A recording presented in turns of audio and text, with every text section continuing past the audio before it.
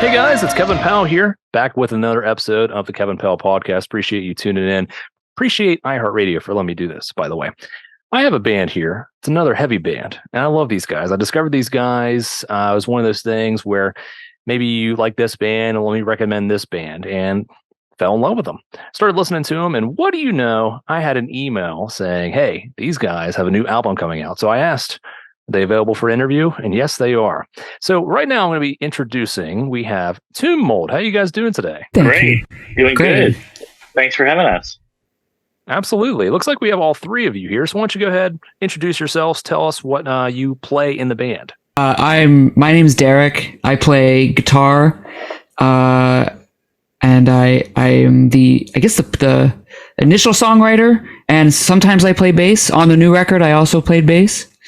Yeah. I'm the drummer. My name is Max, and I'm also the vocalist of the band. I'm Payson. I play guitar. Well, thanks for hopping on, guys. Appreciate it. I love anything that has anything to do with heavy, and you guys are heavy. You're death metal. Where are you guys from, by the way? Toronto, Ontario, Canada. So you know what that means. That means you guys have made this podcast international. So let's perfect. go. Hell yeah. We got there. That. I love talking to bands. I love getting to know bands, kind of like what they have going on. And you guys have a new album out right now, The Enduring Spirit. Now, you guys did what? An album a year before this one? Yes, pretty much. An album and a tape a year.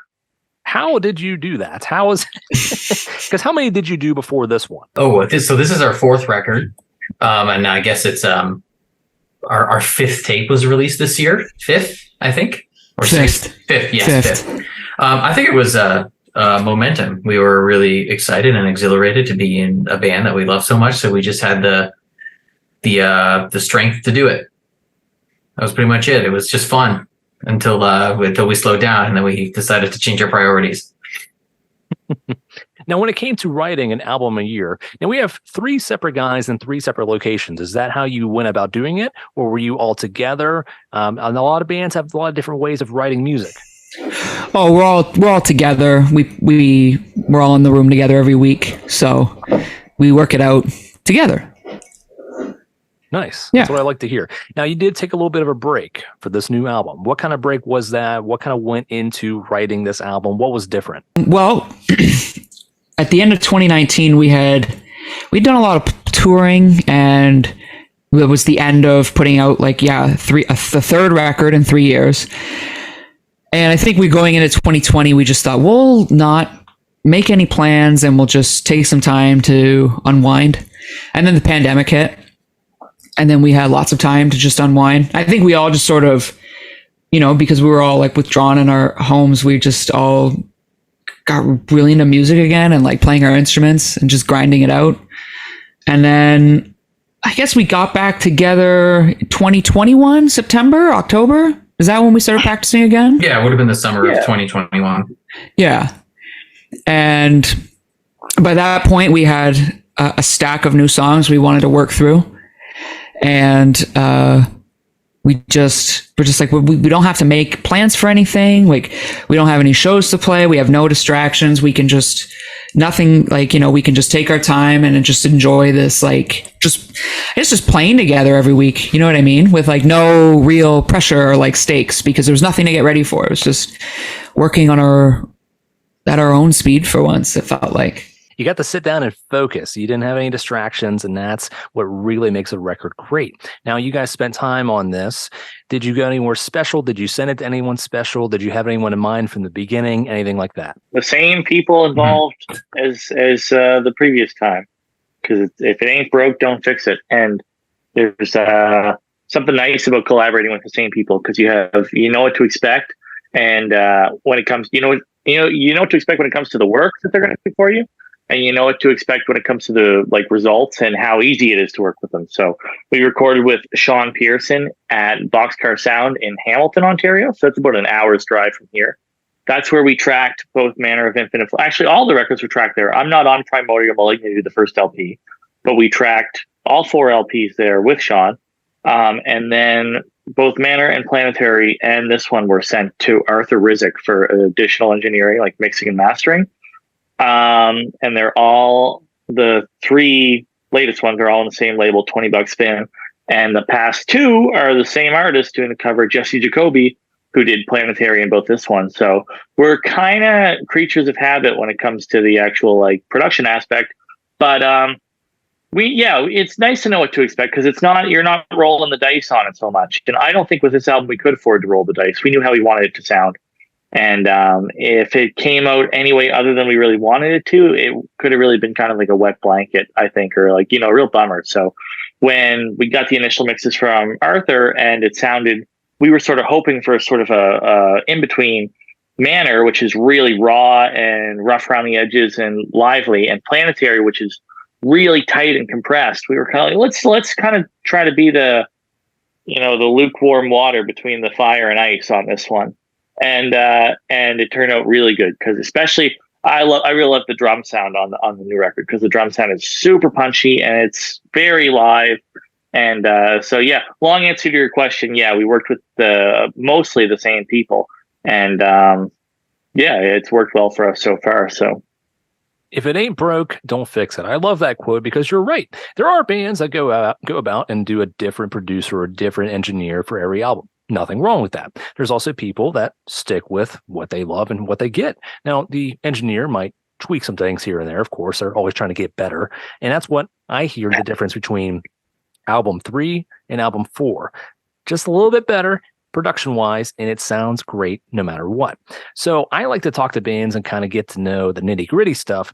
When it comes to writing these songs, how do you guys go about doing it? Do you demo it individually, then you come in together? Do you all sit in a room together and let me riff this out and you play some drums? And how do you go about doing that? It's like all of that. So initially what happens is, let's just use this record, for example. I sketched out about 9 or 10 songs, and then I would take videos of like a full playthrough of the song. And then I sent them to Payson and Max.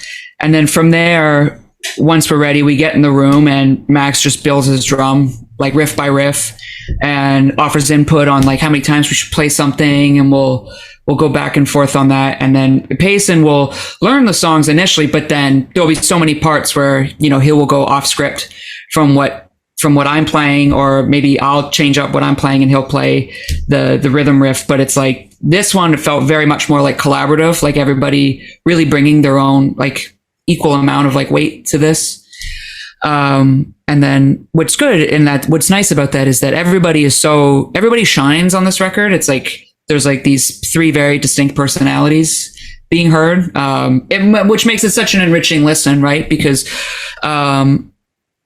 another thing too is that I think the nice thing about the familiarity with working with everybody is that I feel like the most different thing about the record is the actual music itself, right? So I think that was really the part where we stepped out of our comfort zone. But what's so nice about that is it makes for such a rewarding listen, because we all threw so much at the table that every time you listen, you're going to pick up on all these little things that everybody else is doing, whether off each other or along with each other in some way. And so it made the writing process super, energizing. And it was like, it was really great working on it. What do you guys think? Yeah, I agree with that. There's a lot going on here. It's super layered. I used this already in a previous interview, but it feels like the bass and 2 guitars on the previous records were kind of working like as one instrument, like one 16-string sort of instrument, all bringing the same sort of like wave of despair. The bass was following sort of the root notes of what the power chords were doing, and it was this one big sort of enveloping sound. And this is completely different, where Derek has, the rhythm part written. I take it, I put it through my filter. It comes out different. Now we have this sort of like, there's plenty of parts where we lock in doing exactly the same thing too, but we're diverging constantly. We barely diverged at all on Planetary, and maybe not at all on Manor, not even once. But on this, it's kind of going like this, these 2 threads. And then you have the bass that's not really doing any of the root notes. The bass is really melodic, flowy, goes all throughout the parts. And then, we have the drums and vocals to land back on. So it's like 3 separate threads sort of drifting over the skeleton of the band, like Max's drumming and then the vocals. And the vocals are still 100% death metal, really kind of crushing. There's no like clean vocals. There's a couple effects on there or whatever, but I also enjoy that it's like, for as out there as we got with the guitars and the bass, Max's vocal is like a certain degree of gravity, bringing it back, because it's like no matter how far off script we go, no matter how weird the riffs are or how melodic or major sounding, positive sounding the solos are, the vocals are always there to remind you, like, yes, this is death metal. Perfect answer, by the way. I love that stuff. I love when music is exactly what you mentioned. It just all interweaves together and everything just sounds great. And if you isolate things, you're like, wow, this stuff's crazy. Right now, I'm talking to Tomb Mold. These guys are based out of Ontario, Canada.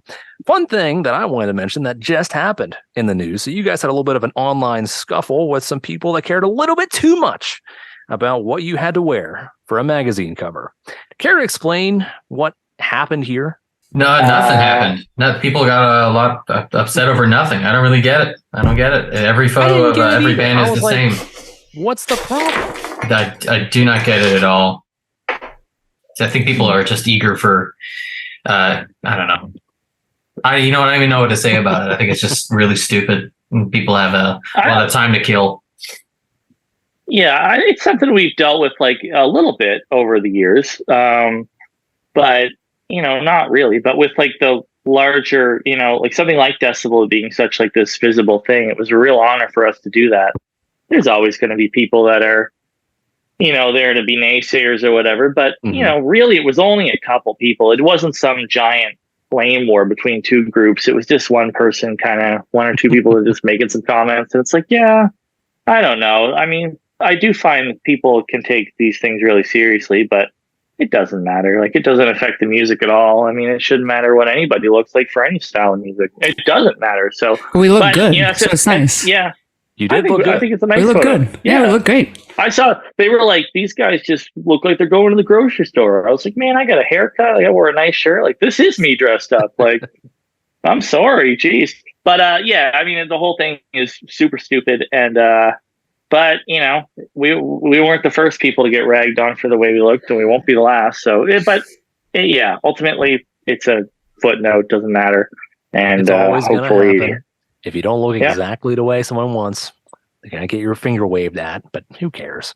Just wanted to get your side on that, because it was kind of funny. It was a funny read. Just going by, I was like, what? Well, yeah, it was something. Speaking of death metal, who else is excited about Job for a Cowboy coming back? I was actually a big fan of that band for a moment. Yeah. I remember in 2007, I was pretty into that band. Everyone that, right? What's it called? Clients, I think, with the fake weird ass dude on the cover. Yes. Yeah. That's for Decibel, right? They have a new single out. They have a new album coming out. A good little leadway here. They played Blue Ridge Rock Fest. Have you guys heard of that? No, you didn't hear about that. Okay. So this is something I'm talking with bands now, because Blue Ridge Rock Fest was, if you name a band, they were probably going to play this thing. It was a big 4-day event in Virginia, one state over for me. And it was the thing that gets announced a year before, so you can pre-order tickets. And what they did, and I kind of like this strategy, but I also kind of hated it. Every week leading up to the event, they would announce a new artist. So you have no idea who's really headlining or who's really playing, but just week by week, you're going to get chip and a chip and a chip, just a little bit more information. Some of the bands off the top of my head, Pantera was headlining, Slipknot was headlining, Limp Bizkit was going to play, Job for a Cowboy was going to play. There were R&B artists at this. There were some like acoustic acts. Sleep Token from the UK came over for this. Lorna Shore played. I mean, you name a band, they were probably playing this thing. And it was like to the point where there might be way too many bands. So what happened was, this year, every year leading up, I'm always like, maybe I'll go. And then something crazy happens, like their shuttle system is terrible, or people had to wait hours and hours to even get into the event. All of those things happened again this year. And then there was a big hurricane coming through. So day one, people missed half the bands because the shuttle system was bad. Day two, there were way too many people there to where it was kind of like, I've been to concerts, I've been to events where there's a lot of people. This is too many people where it's like kind of a safety hazard. Then the hurricane came through and shut everything down. They had to cancel the 4-day event completely. Are they giving refunds? I think. Just one of those things where I couldn't believe this, and they're still trying to recover from this. So I don't know if you guys have run into festivals any size similar to this, but just something to keep in the back of your mind if you get asked to play this. Like maybe. That's like what do you think the turnout of that show was? The turnout, people wise, or like how many tickets do you think they sold to that thing? 75,000. Oh wow, smokes! Easy. Smokes! When you get done with this, look up Blue Ridge Rock Fest band. Sure. You'll just go, wow. Now bands would reunite for this thing too. You haven't heard of a band in like 10 years. They're back for one night only. This thing. Kitty reunited for this. From London, Ontario. Yeah, they're locals. Yes. So like a lot of bands you have been like, oh, I remember them. They'll probably reunite for an event like this if they do it again next year. But we will see. And if you guys get on, hey, hopefully it doesn't get shut down. So what is coming up next for you guys? You have this new album. I'm guessing you're going to do a tour of some sort. Nothing planned at the moment. I'm sure things will happen, but we've been kind of laying low. We just kind of wanted to see what the reception was like for this record. But we have like a handful of things that we're waiting to confirm over the next probably few months. But that's like about it. I think we're just kind of just relieved and kind of enjoying sitting back and just taking a look at the record from a distance after it was like we tracked it however many months ago. I don't remember, but it's cool to kind of relive a little bit of it and see what we like. 6. You know, yeah. How about influences for you guys individually, together? What kind of influences do you guys have coming in for this? I mean, we've talked a million times in all of the and over like the last year. Cynic is obviously like a pretty big touchstone for this record. So Sean Reinert's obviously like the king. He's an unbelievable drummer with like an incredible background, a real like everyman when it comes to drums.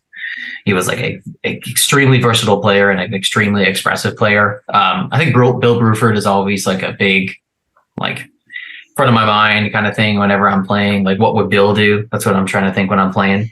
Those are the two big ones. I mean, Sean's obviously an obvious pick, but Bill is the GOAT. He's the greatest. Yeah, definitely Cynic. I mean, just great guitars, great drums. Such interesting writing. Like their album Focus, like no one will ever write a record like that again. It just transcends time. It's so good. Bands like mid-era Death, like Human, Individual Thought Patterns, even like some like a Canadian band like Obliveon, who are like a thrash band. Even for me, like the second Core Guts record, From Erosion to Sanity, is that what it's called, right? Mm-hmm. Just these powerful pummeling songs that are so technical and angular, but they don't lose their edge. There's a couple moments where I feel like we're striving for that on the record. Stuff like that. Bands like Rush, like the shared like bands that we all love in the band. Like, we talk about that one a lot. Stuff like that. Payson? Yeah, we have a ton of shared influences. We all are going to mention Cynic, and yeah, Death. Symbolic, Individual Thought Patterns. Like, those records are like, they're just these untouchable things that are etched in stone. For me, a couple like stranger influences when it came to writing my leads were some Japanese bands, Bandmade. They're like a J-rock band. But I love the guitar on their 2 records, Conqueror and Domination, and then Asuna Joke, another Japanese band. They put on an album called Island last year, which is super emotive and expressive. Yeah, very the best. Yeah, the leads are not hard to play, but they're hard to play right. Like, very soulful, very expressive. And in the quest for the shred, it's often easy to lose sight of melody, right? So you can throw down a lead that has a million notes in it, but you might not really be saying much. So listening to Asuna Joke has pulled me back down to earth a bit, where it's like they're doing so much with so little. You don't need to necessarily do all these fireworks. you can really tell a story with just a few notes if you map them out properly, or you find a way to approach a certain section. And then one that was kind of a surprise for me was I did end up doing a solo on the record with a wah-wah pedal, which I had never had one before. But 6 days before we recorded the leads, I had gone to see Life of Agony play the album River Runs Red. And the dude in the band had a wah solo in every song. And he ripped the first one. I was like, man, that was badass, but I don't know if he can do it again. And then he did it 11 times and I wasn't sick of it. And so instead of being sick of the wah pedal, I was like, I need one. This guy just brought the house down with so many wah pedal solos. So yeah, and Alice in Chains is a big influence too, as far as that wah solo is concerned. But yeah, kind of a last minute decision there to put that on the record. And I think it works really well. If it had not worked, we would have cut it. But I definitely had to try it, and I'm really happy with how it turned out. So yeah, those are some more specific influences on my end. A little bit extra flavor there at the end. Now I knew Death was in there. You can hear it, right? But Alice in Chains. Good. Okay, wow, all right, that's a little bit. Yeah, we all love Alice in Chains. Oh yeah, they're so good. Big time. Yeah, unbelievable band. Unbelievable band. Well, one of the last things I want to ask you guys. You guys have 4 albums in. You have a lot of experience with each other. When it comes to newer bands or bands trying to break through that glass ceiling, what advice would you give? Don't make trying to break through your first priority. Your first priority should be trying to make music that means something to you. Because I feel like if you do that and it's genuine, people will respond to it. That's some of the best stuff that you love is just it came first from a place of wanting to make something great. Not so much. They will come, as they say. Something like that. Yeah. That's just me. Yeah. I think on a similar note, I think as a new band, maybe for me at least, as integral as the music is the control that a band has, especially in demo era death metal, the control they have from the beginning to the end. You are rehearsing these, you are tracking them yourselves, you are documenting it, mixing, mastering it yourselves, you're doing the art yourselves, you are pressing it yourselves, you're distributing it yourselves. I think it's just have faith in what you are doing and put all that you can into it. And eventually people will come, maybe they won't, but it doesn't matter. I have a lot of demos that nobody ever fucking picked up on, and I think they're great. So who cares? But I think exercising control over your work with zero compromise is really important. Knowing what you like, doing it right. Do things on your own terms, or it will probably just crumble in your hands. Because when you compromise something beyond, a point that you can accept as time goes on, if you rush things or whatever, you're going to get frustrated. You're going to get agitated if things don't work out. If you take your time, things are all good. We took our time with this record. People asked us where it was. You just put your head down and keep working. And we're all really proud of something. God forbid we put it out 2 years ago. I think it still would have been fine, but it wouldn't have been what it is. Wouldn't have been what we made it. So yeah, you got to trust yourself. I think trusting yourself is probably the number one thing, and trust your bandmates. And if you can't trust your bandmates, then try to meet in the middle, compromise the best you can, because bands are tough. You're bands are like a relationship. It's when you start dating somebody, you're either going to break up or you're going to die together. One of those two things is going to happen. Bands are the same way. Bands seem like for real, yeah. Bands feel like such a carefree. Oh, I'm playing in a band, and people, your coworkers, oh, you're in a band. That's quaint. I like that, but it's they get serious. There's a lot of we're making art, and it's stuff we all care about. So yeah, there's always going to be some sort of difficulty in finding a middle point, but I think we found a middle point, and I think that's why the record's great, because we all helped each other get to a spot where it's okay, here's a record you can hear all 3 of us individually on it really well. And I put the whole record on and I'm happy. I can hear all of our stuff, and but you just got to work at it, and I don't know, just be positive. I guess be as positive as you can be. It's tough, but you got to do it. Solid advice all around. Thanks, guys. Finally, anything you want to say to fans as we wrap up this podcast? Thanks for listening. Thanks for waiting. It means a lot. Mm-hmm. Thanks. Yeah. If you reached out to say something, it was great. And we were fortunate. We got to play Toronto, our hometown, on the day the record came out, the last Friday, and we played Montreal, Quebec, the day after, and it was such a positive like outpouring of like support. And we hadn't really we played like a kind of surprise gig a couple months back on the 5th anniversary of our album Manner of Infinite Forms, but that was at like a small club. There was like 130 people. It was like much chiller, but it was just a really enlightening time. Like, it was just, I felt euphoric, and that's great. Yeah, like listening and coming to see our band play like does something for me that like I can't explain. It's wonderful. It's like, it's truly something. If you've enjoyed our music in the past, thanks for listening to it, and it means a lot to us that it means anything to you. And if you love the new record and it's your entry point for Tomb Mold, that's great. Thanks for checking it out. And if you love the old records and you weren't over the moon about the new one, thanks for giving it a shot. There's room for all the different people that have enjoyed the various incarnations of Tomb Mold. So we've just been happy to keep making music and keep doing something different. And it's been cool. So if you like all our records, you're blessed. You're based. Two kinds of people in this world: Tomb Mold fans and the rest of them. Everybody else, yeah. No, it's always very humbling when people enjoy the records. It's always going to be humbling because, it's just something we make together, and you sometimes forget how much music can mean to people. You have to see how much music means to yourself, and then remind yourself, like, oh, this is a big deal. So it's always super cool. So yeah, that's it. Derek, Payson, Max, do appreciate you hopping on this episode of the podcast. Talk to me. Happy that all three of you were here. Sometimes they just can't happen. Very happy that you guys could. So that's Tomb Mold. They have a new album out right now called The Enduring Spirit, and it rules. Check out Tomb Mold. Check out The Enduring Spirit. Hey, pick up some Tomb Mold merch because it rules. Thanks for checking out this episode of the Kevin Powell Podcast. We'll see you guys next time.